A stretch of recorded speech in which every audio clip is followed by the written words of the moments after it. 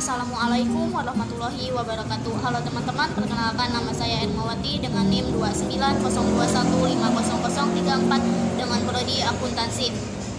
Di video kali ini saya akan membahas mata kuliah aspek hukum dalam bisnis dengan dosen pengampu yaitu Bapak Dr. Andes Sugeng Prayitno SEMM.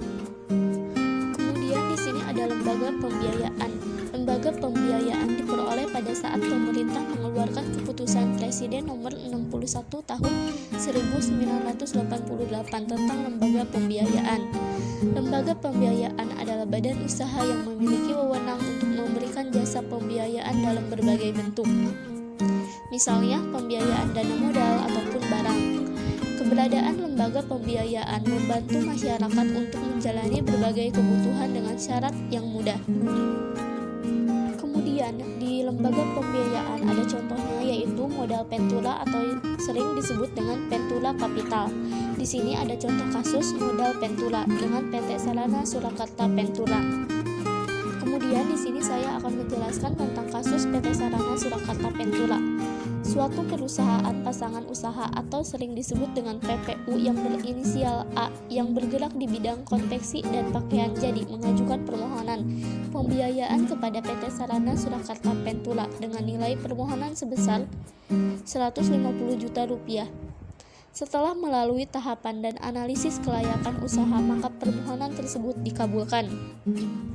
Setelah berjalan beberapa waktu, angsuran modal usaha dan bagi hasil dapat dibayar tepat waktu sesuai dengan pinjaman antara pihak PPUA dengan PT Sarana Surakarta Pentura.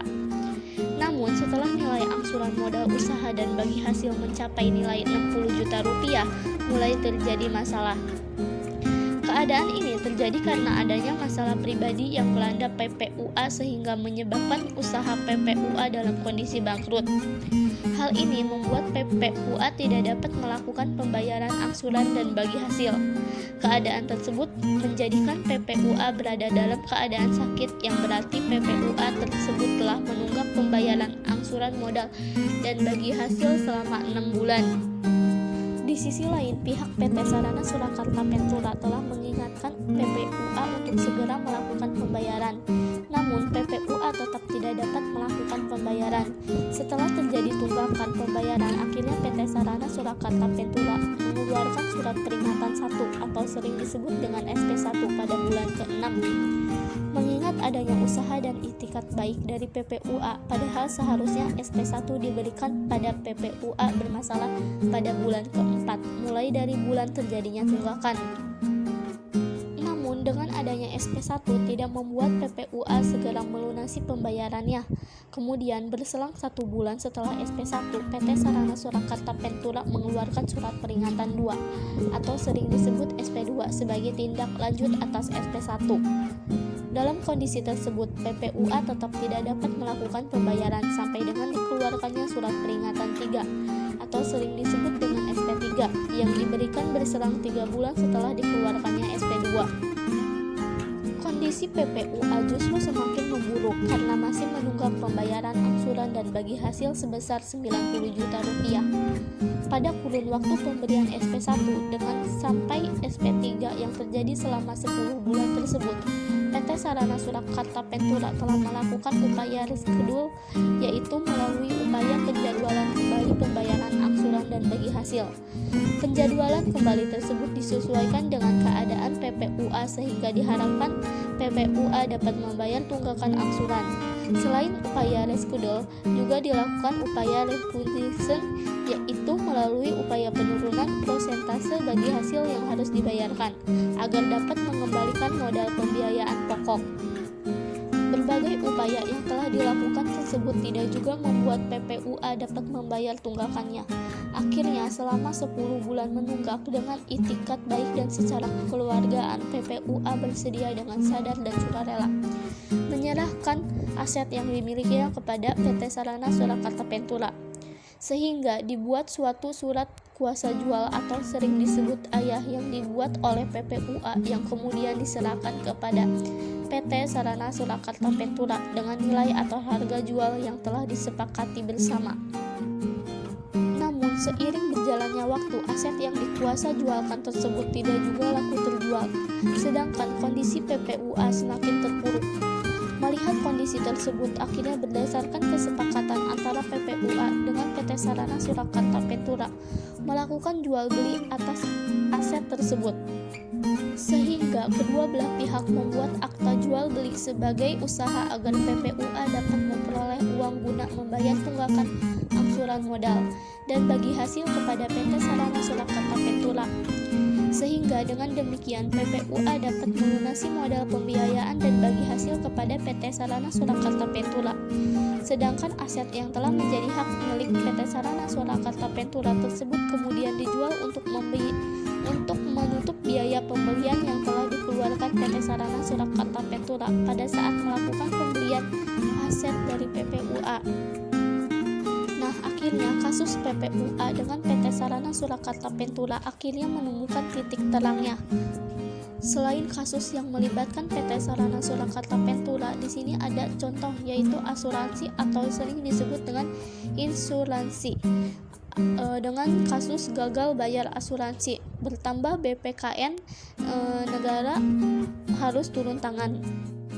Kemudian di sini saya akan menjelaskan beberapa penjelasan tentang contoh kasus gagal bayar asuransi dengan contoh dari asuransi. Di sini ada contoh kasus asuransi. Puluhan nasabah yang menjadi korban gagal bayar premi asuransi jiwa bersama atau sering disebut dengan AJB Bumi Putra 1912 dari wilayah Jabodetabek berkumpul di kantor pusat AJB Bumi Putra, Jalan Jenderal Sudirman, Jakarta Selatan. Gagal bayar yang terjadi pada PT Asuransi Jiwa Kresna atau Kresna Lab menambah deretan kasus asuransi jiwa di Indonesia setelah sebelumnya dialami nasabah PT Asuransi Jiwasraya atau Persero. Ketua Komisi Komunikasi dan Edukasi Badan Perlindungan Konsumen Nasional atau sering disebut dengan BPKN, Johan Effendi mengatakan bahwa pada 2019 pihaknya sudah memberikan rekomendasi terkait asuransi kepada Presiden Joko Widodo. Peraturan Presiden atau Perpres 50 tahun 2017 tentang Strategi Nasional Perlindungan Konsumen menetapkan sektor keuangan sebagai salah satu sektor prioritas.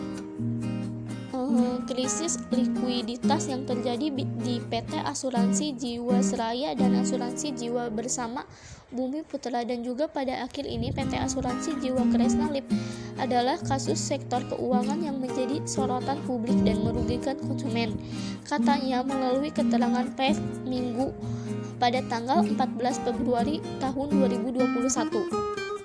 Kemudian Johan menjelaskan bahwa BPKN akan terus berkomitmen pada perlindungan hak para korban Jiwasraya yang masih belum dibayar. Meskipun Jiwasraya telah memberikan opsi restrukturisasi yang ditawarkan ke nasabah, tidak boleh merugikan hak konsumen dan tetap mengedepankan unsur keadilan serta kepastian hukum.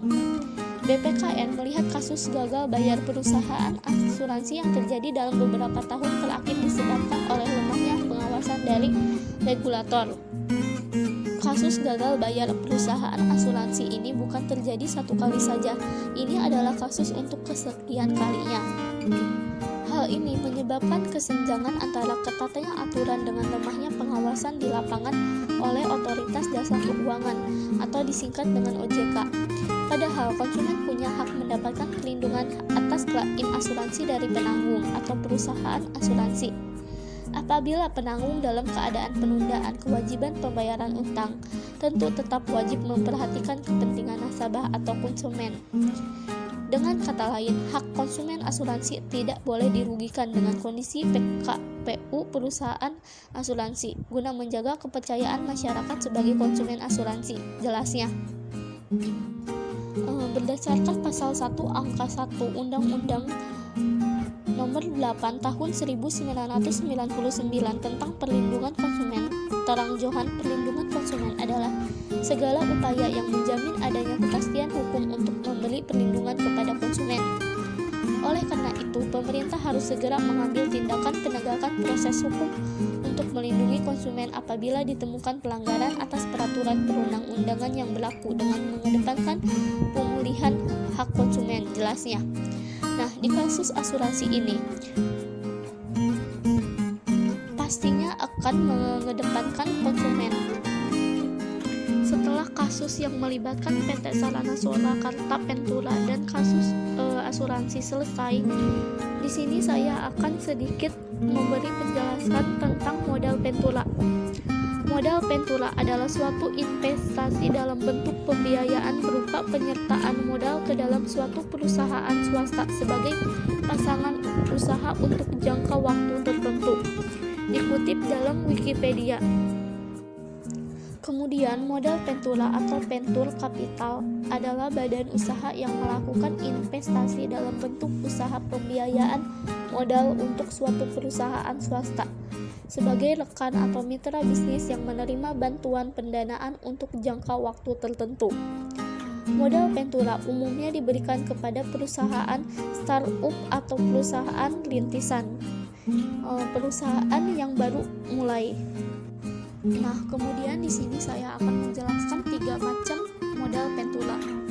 Yang pertama ada equity financing, adalah jenis pembiayaan langsung. Dalam hal ini perusahaan modal Pentura melakukan penyertaan secara langsung pada perusahaan pasangan usaha dengan cara mengambil bagian dari jumlah saham milik perusahaan pasangan usaha. Kemudian yang kedua di sini ada semi equity finansial, merupakan jenis pembiayaan dengan cara membeli obligasi konversi yang diterbitkan oleh perusahaan pasangan usaha. Kemudian di sini yang ketiga adalah bagi hasil. Nah, di sini adalah merupakan jenis pembiayaan yang ditujukan kepada usaha kecil yang belum memiliki bentuk badan hukum PT. Namun tidak tertutup kemungkinan dengan yang berbadan hukum PT apabila kedua pihak saling menginginkannya. Selain macam-macam modal Pentura, di sini ada manfaat modal Pentura. 1. Pengembangan suatu pertemuan baru. 2. Pengembangan perusahaan yang pada tahap awal usahanya mengalami kesulitan dana. Kemudian yang ketiga, membantu perusahaan yang berada pada tahap pengembangan. Kemudian yang keempat, membantu perusahaan yang berada dalam tahap kemunduran usaha. Dan yang kelima atau yang terakhir adalah pengembangan proyek penelitian dan rekayasa. Kemudian di sini ada tujuan dari modal Pentura. 1. Memungkinkan dan mempermudah pendirian suatu perusahaan baru. Yang kedua, membantu pembiayaan perusahaan yang sedang mengalami kesulitan dana dalam pengembangan usahanya, terutama pada tahap-tahap awal. Yang ketiga, membantu perusahaan baik pada tahap pengembangan suatu produk maupun pada tahap mengalami kemunduran. Yang keempat, membantu terwujudnya dari hanya suatu gagasan menjadi produk jadi yang siap dipasarkan. Yang kelima, memperlancar mekanisme investasi di dalam dan luar negeri. Keenam, mendorong pengembangan proyek research and development. Yang ketujuh, membantu pengembangan teknologi baru dan memperlancar terjadinya alih teknologi. Yang kemudian yang kedelapan, membantu dan memperlancar pengalihan kepemilikan suatu perusahaan. Kemudian di sini ada ciri-ciri modal Pentura. Dapat dilihat dari 1. Pembiayaan modal Pentura merupakan equity. Bentuk pembiayaan oleh perusahaan modal Pentura dilakukan dengan penyertaan modal langsung pada perusahaan pasangan usaha. Yang kedua, dapat dilihat dari modal Pentura adalah investasi dengan perspektif jangka panjang. Modal Pentura tidak mengharapkan perolehan keuntungan dengan memperdagangkan sahamnya secara jangka pendek, akan tetapi mengharapkan capital gain setelah jangka waktu tertentu. Yang ketiga, dapat dilihat dari modal Pentura merupakan pembiayaan yang bersifat risk capital, beresiko tinggi karena pembiayaan modal Pentura tidak disertai dengan jaminan seperti halnya dengan kredit perbankan. Resiko tinggi tersebut sebenarnya diimbangi dengan harapan mendapatkan return yang lebih besar.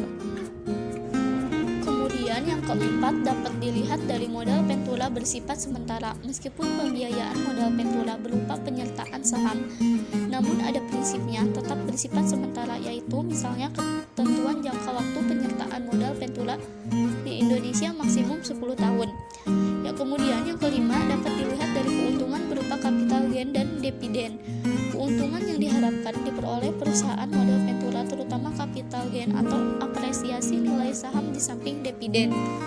Kemudian yang keenam ada dapat dilihat dari rate of return yang tinggi. Bidang usaha yang umumnya dibiayai oleh modal ventura adalah yang bersifat terobosan-terobosan baru yang menjanjikan keuntungan yang tinggi. Nah, teman-teman, sekian pembahasan tentang penjelasan materi modal ventura. Kemudian tadi ada 2 contoh kasus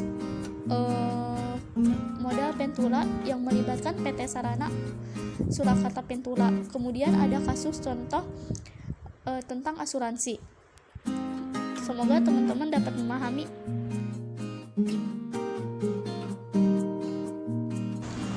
Sekian pembahasan contoh kasus modal ventura. Semoga kalian dapat memahami dan ilmu ini semoga bermanfaat untuk kita semua. Sekali lagi saya Ermawati pamit undur diri. Wassalamualaikum warahmatullahi wabarakatuh.